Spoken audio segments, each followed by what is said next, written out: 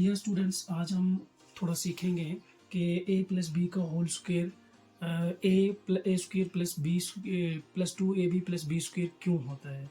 तो आप देख लीजिए, जैसे हमें आए दिन हमें ये पढ़ाया जाता है कि a प्लस बी का होल स्क्वायर वो होता है a square plus 2ab plus B square, या इसको हम ऐसे भी लिखते हैं, इसको लिखते हैं हम A square plus B square plus 2ab।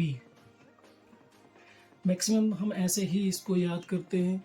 कुछ बच्चों ने हमसे पूछा था कि सर इसका पता नहीं लग रहा है ये इसके बराबर क्यों होता है। तो छोटे छोटे बच्चों के लिए ये है, आप इसको ध्यान से देखिएगा। देखिए, ये है आपके पास a प्लस बी का होल स्क्वायर। स्क्वायर का तो आपको पता है, इट मीन्स कि जो ये टर्म है, ये टर्म हमें दो बार लिखनी है, मल्टीप्लाई करना है। तो करें शुरू। मैं लिखता हूँ यहाँ पे a plus B into A plus B. बहुत सारे हमारे गांव के बच्चों को पता नहीं होता है कि इस ब्रैकेट के जो ब्रैकेट हमने लगाया है इसके बीच में मल्टीप्लाई होता है। इट मीन्स मल्टीप्लाई कर रहे हैं हम इसको। तो मल्टीप्लिकेशन का मतलब है कि पहले ये जो आपके सामने a है, इससे हम इस a को भी मल्टीप्लाई करेंगे, इस b को भी मल्टीप्लाई करेंगे।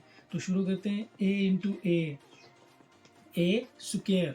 अब आपको कन्फ्यूजन होगा कि स्क्वायर पढ़ा है आपने जैसे पिछली क्लासेस में, कि जैसे हम लिखते थे x raise to power n, इसको बोलते हैं हम बेस, इसको बोलते हैं पावर।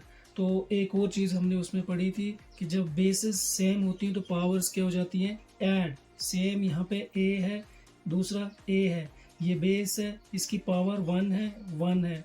तो जब ये इन दोनों को हमने मल्टीप्लाई किया, bases are same, powers must be added, 1 plus 1 हो गया 2। आई थिंक आपको शायद थोड़ा समझ आ गया होगा। ये हो गया स्क्वायर। अब इसी a से हम किसको मल्टीप्लाई करेंगे, b को। तो a इंटू बी क्या होगा, ए बी। अब किसकी बारी, इस a से तो हो गया, अब किससे मल्टीप्लाई करेंगे हम, b से, इन दोनों को। इसके पीछे कौन सा साइन है, b, b ज़रबे a, चाहे b a लिखो या a b, मल्टीप्लाई करके यही आएगा, प्लस। अब ये भी सेम है, b और b सेम, तो मतलब बेस से इनकी सेम है, एक पावर इसकी एक इसकी, कितनी हो गया, स्क्वायर, यानी कि b इंटू बी हो गया b स्क्वायर। अब क्या लिखेंगे हम, ये आ गया आपके सामने a स्क्वायर प्लस, क्या इसको और मिनिमाइज करते रहेंगे हम, क्या ये पॉसिबल है कि हम इसको और छोटा कर सकते हैं। तो ये 1ab प्लस 1ab कितना बन जाएगा, 2ab प्लस आगे है आपके सामने b स्क्वायर। अब a स्क्वायर है, दूसरा कोई a स्क्वायर आगे है नहीं, प्लस 2ab, आगे कोई 2ab है नहीं, प्लस b स्क्वायर, और कोई b स्क्वायर है नहीं।